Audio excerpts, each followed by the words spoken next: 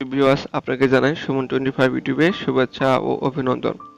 বন্ধুরা, আজকে যে বিষয় নিয়ে কথা বলবো সেটা হলো যে কিভাবে আপনি আপনার ইউটিউবের জন্য যে থাম্বনেল তৈরি করেন, তো সেই থাম্বনেলটি কিভাবে আপনাদের ইউটিউব ভিডিওতে সেট করবেন বা লাগাবেন।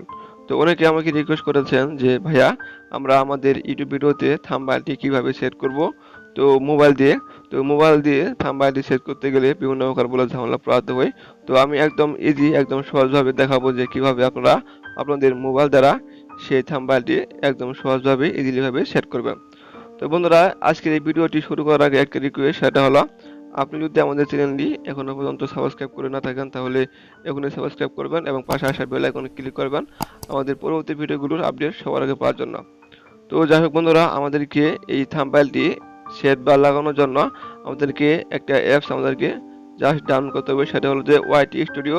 তো এই অ্যাপসটি জাস্ট ডাউনলোড করার জন্য আমরা চলে আসবো প্লে স্টোরে। তো আমি এখান থেকে চলে আসলাম প্লে স্টোরে। তো প্লে স্টোরে আসার পর আমরা এখান থেকে সার্চ বক্সে গিয়ে টাইপ করব ওয়াইটি স্টুডিও। তো ওয়াইটি স্টুডিও লিখে সার্চ করব। তো সার্চ করার পর যে অ্যাপসটি আমাদের মাঝে চলে আসবে, তো সেটা আমরা এখান থেকে ইনস্টল করব এবং ইনস্টল করার পর আমরা এখান থেকে ওপেন করব। তো আমি এখান থেকে ওপেনে ক্লিক করলাম। তো ওপেনে ক্লিক করার পর আমাদের মাঝে এরকম ইন্টারফেস চলে আসবে। তো আমরা এখান থেকে ক্লিক করব গেট স্টার্ট। তো এখানে ক্লিক করব। তো আমরা এখান থেকে আমাদের যে জিমেইল অ্যাকাউন্টটি আছে, তো সেটা এখান থেকে লগ ইন করে নেব। তো লগ ইন করার পর এরকম জাস্ট অপশন পেয়ে যাবেন। তো পাওয়ার পর আমরা এখান থেকে ক্লিক করব যে 3 ডট এই আইকনে। তো আমি এখানে ক্লিক করলাম। তো এখানে ক্লিক করার পর আমরা ক্লিক করব এখান থেকে ভিডিওস একটা অপশন। তো এখানে ক্লিক করব। তো আমি ক্লিক করলাম।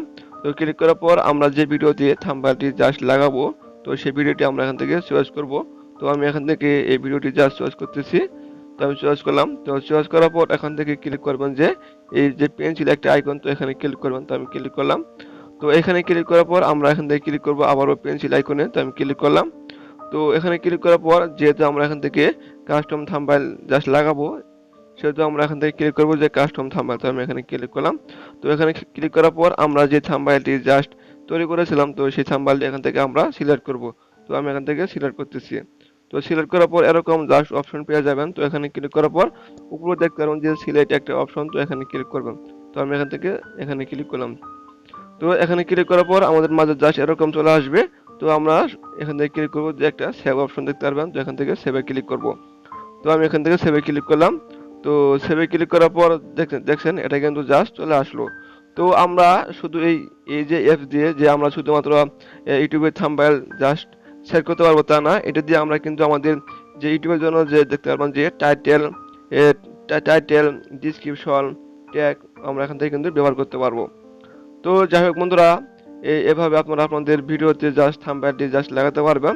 তো যারা যারা ইউটিউব থাম্বনেলটি জাস্ট তৈরি করতে পারেন না, তারা কিভাবে তৈরি করবেন, তো এটার লিঙ্ক আমি আমার ভিডিওর ডিসক্রিপশন লিঙ্কে দিয়ে দেবো। তো আপনি চাইলে সেখান থেকে সেই ভিডিওটি দেখতে পারবেন।